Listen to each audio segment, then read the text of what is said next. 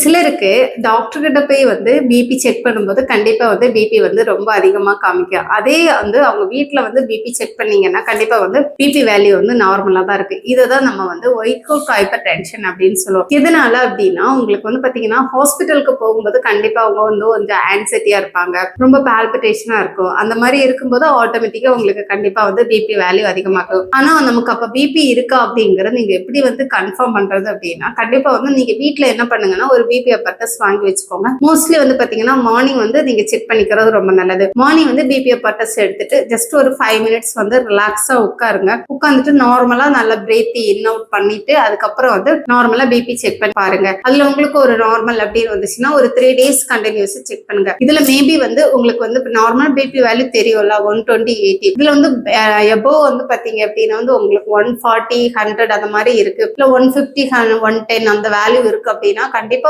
நீங்க ஒரு 3 days value right out பண்ணுங்க. ரைட் அவுட் பண்ணி உங்களுக்கு அதுல ஏதாவது வேரியேஷன் இருக்கு அப்படின்னா கண்டிப்பா ஒரு டாக்டர் கன்சல்ட் பண்ணிட்டு பிபிக்கான ட்ரீட்மெண்ட் எடுத்துக்கிறது நல்லது.